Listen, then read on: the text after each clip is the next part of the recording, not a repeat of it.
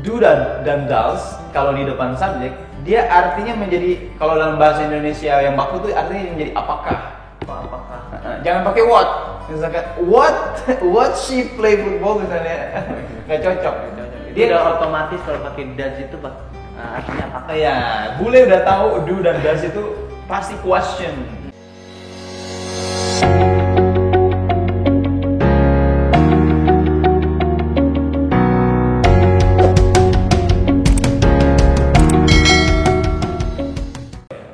Jadi gimana tuh Mister?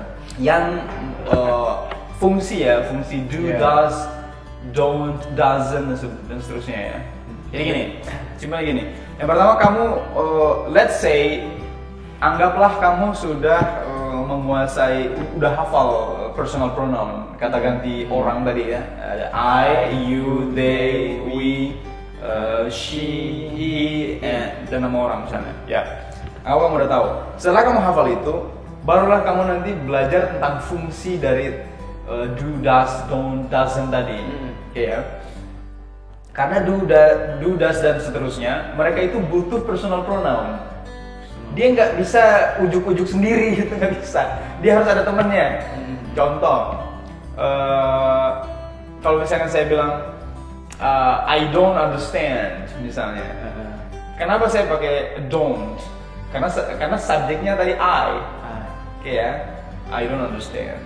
Kalau saya bilang she doesn't understand, kenapa pakai doesn't, nggak pakai don't lagi?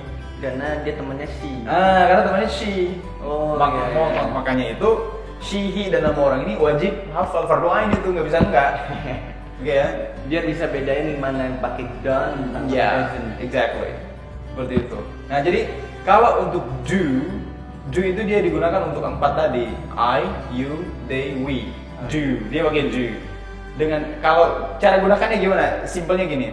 Do dia dipakai untuk question menggunakan kata kerja.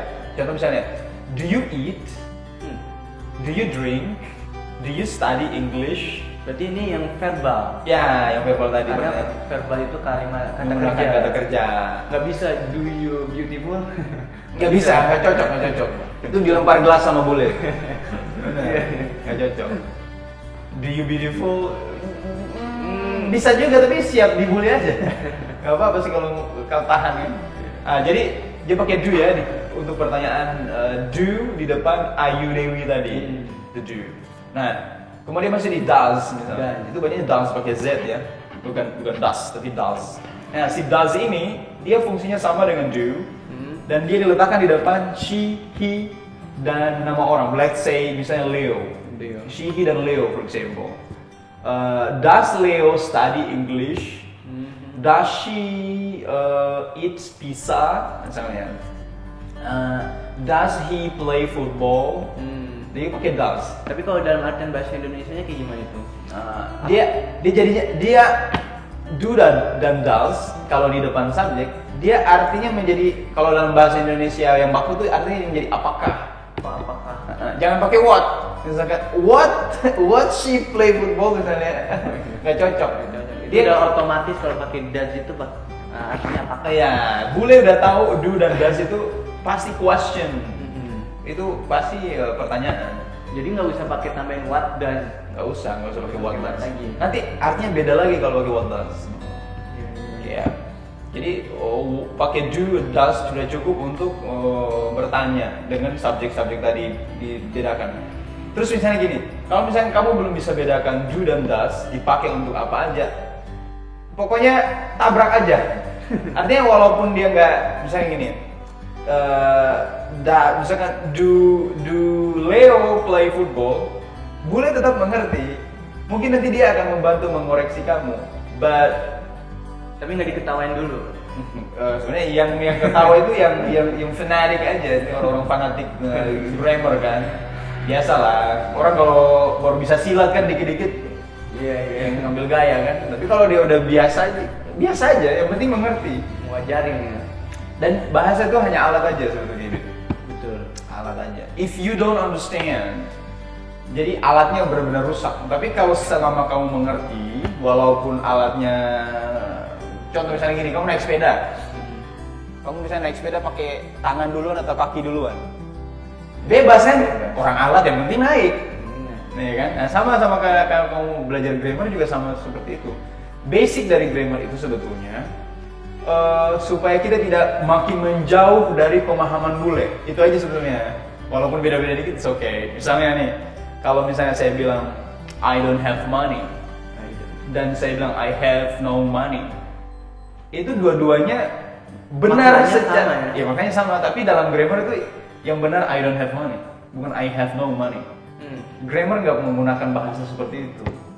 Tapi tetap aja boleh mengerti kan? Yang penting boleh mengerti. Ya kalau kan? dalam bahasa Arab kayak nahu sorof lah ya. Iya mungkin. I have Susunan kata gitu. Iya. Susunan kata. Bener. Itu sebenarnya hanya alat aja. Itu tadi untuk do dan does. Nah, yang don't dan doesn't, itu fungsinya sama. Subjeknya doesn't untuk she, he dan nama orang. Don't untuk Ayu Dewi tadi. Untuk negatif, kalimat negatif. Misalnya, I don't understand, you don't understand, they don't understand, we don't understand. Oh, kalau saya pikir berarti Ayu Dewi itu untuk keadaan kita secara langsung ya. Ayu Dewi. Kalau she he it itu kayak ngomongin orang gitu. She he it kayak ngomongin orang. Dia kan? Iya benar-benar. Jadi orang ketiga gitu. Iya. Bisa jadi dikatakan kalimat gibah ya. Kan ngomongin orang. Iya benar juga ya. Ya kalimat gibah ya. Ya kalau kita masukkan ke akidah akhlak gitu ya. agak ribet. Iya. Jadi she nama orang. Nah, yang penting kamu udah bisa bedakan itu tadi. Jadi fungsi do does, don't doesn't. Nah itu gunanya gitu. Simple kan? Simple. Asal ada kemauan aja ya. Nah, yang penting tinggal kamu improvisasi dengan berbanyak kosakata. Oh iya, itu triknya gimana tuh Mister? Biar kita tetap semangat buat ngapalin kata-kata yang Gini. Oke. Simple things, kamu belajar kosakata nih ya. Misalnya gini. Let's say what is this? Skateboard. Nah, jadi misalnya skateboard ini kamu hafalnya skateboard aja nih. Yeah. Skateboard ini. Jadi kalau kamu cuma menghafal skateboard, itu kalau dalam istilah bahasa Inggrisnya itu you should expand that word to be a short sentence. Betul artinya. Jadi kamu perpanjang kata yang tadi ke kalimat yang lebih panjang dikit atau kalimat pendek. Contoh gini, skateboard. Kalau cuma skateboard doang, pendek kan? Skateboard. Oke. Kamu tambahkan dengan I play skateboard. Iya. Jadi kamu lebih tahu ke fungsinya langsung secara natural. Contoh misalnya kamu hafal kata pagi bahasa Inggrisnya apa? Morning. Kalau cuma morning doang, dia tidak terlalu conversational word. Fungsinya itu tidak terlalu ke dunia percakapan. Iya. Contoh misalnya gini. Jadi seakan-akan masukin kata-kata itu ke percakapan gitu. Gitu aja supaya itu pasti progresnya jauh lebih cepat. Contoh misalnya ya kayak misalnya morning. Lebih enak mana kamu cuma hafal morning itu pagi dan kamu bilang good morning sir. Ini kan lebih ke kosakata, lebih ke percakapan kan. Jadi kalau ada orang di pagi hari kita nggak mikir gimana susunan katanya karena kita sudah terbiasa mengucapkan yang lebih banyak dari itu.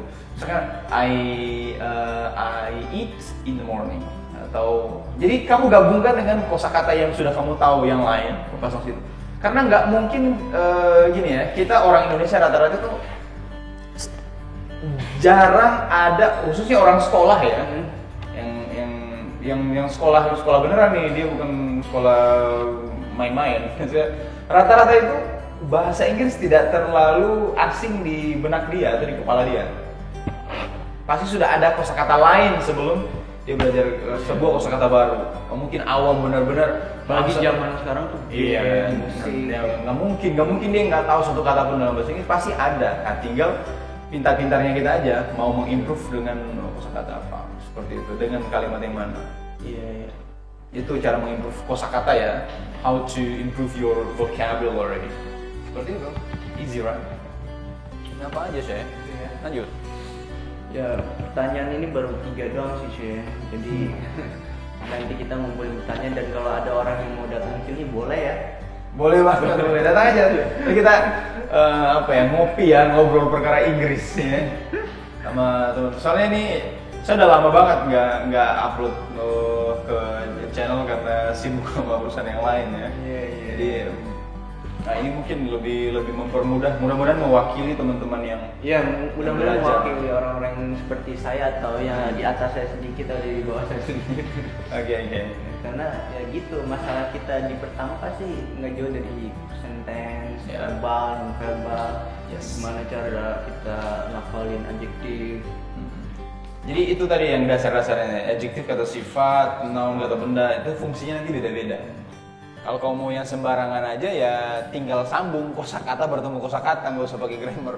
Dan itu pasti bule agak ya sometimes they feel hard to understand you.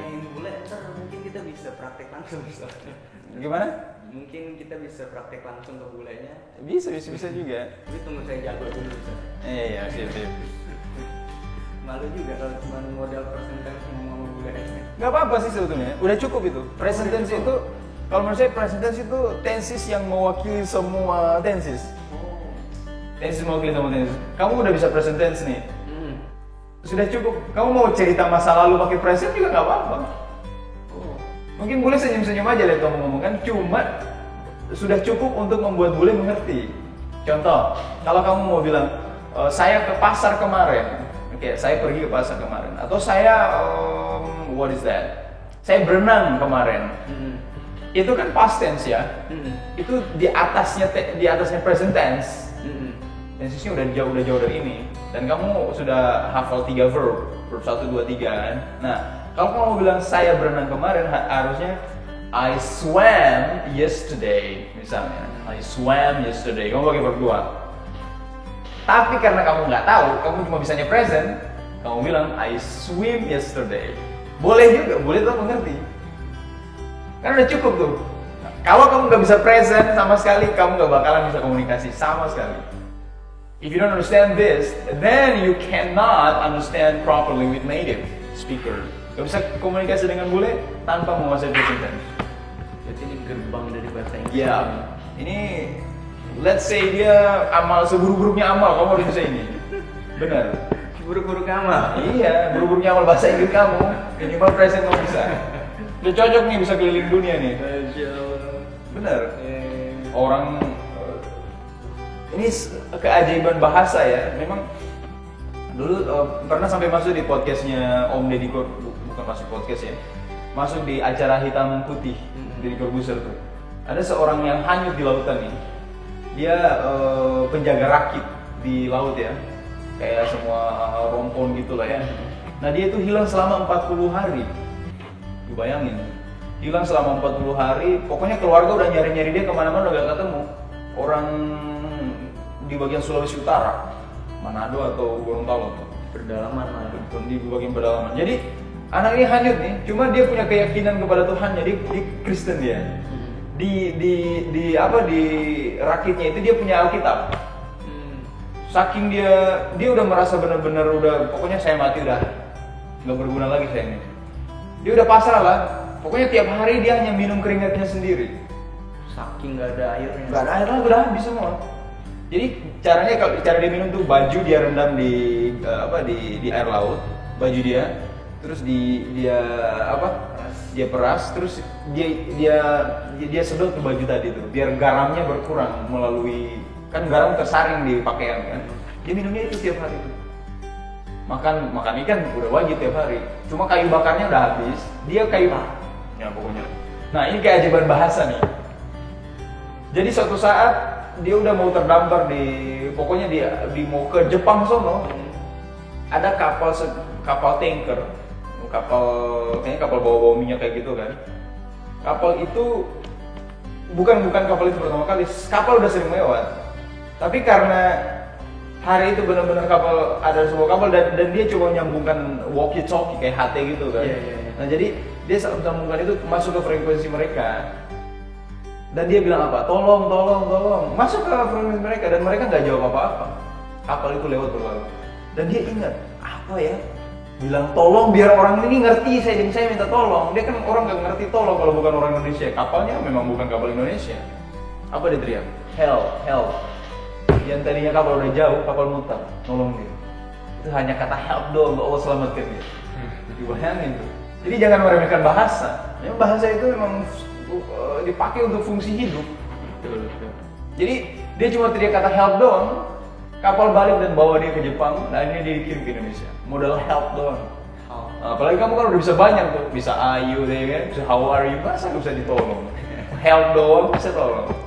Iya. Jadi menggunakan bahasa. Itu sebuah kisah yang Itu inspiratif banget tuh sampai dia nangis tuh di acara hitam putih tuh orang itu. Nggak lupa namanya, anak muda. Dan kejadian itu yang membuat dia saya ingin kuliah. Kalau nggak dia pengen nggak mau sekolah, dia jadi sadar bahwa sekolah itu penting setelah kejadian itu. Seperti itu. Ya, ada pertanyaan lain? kayaknya cukup bisa. Oke, cukup ya. Jadi nanti kita lanjut lagi di podcast selanjutnya. Kalau ada pertanyaan-pertanyaan nanti kabarin aja. Ya, kita lanjut lagi. Oke, teman-teman terima kasih sudah nonton bincang-bincang kami, obrolan ngopi yang ngobrol perkara Inggris, perkara bahasa Inggris. Semoga bermanfaat buat teman-teman yang mau belajar bahasa Inggris. Semangat terus, never give up before you die. Never give up before you die itu kata-katanya Muhammad Al-Fatih itu. Jadi jangan pernah mengatakan tidak mungkin sebelum kamu mati karena itu. Jadi Berarti sampai mati dong. Sampai mati. Ciao ya. Iya. Oke, thank you for today.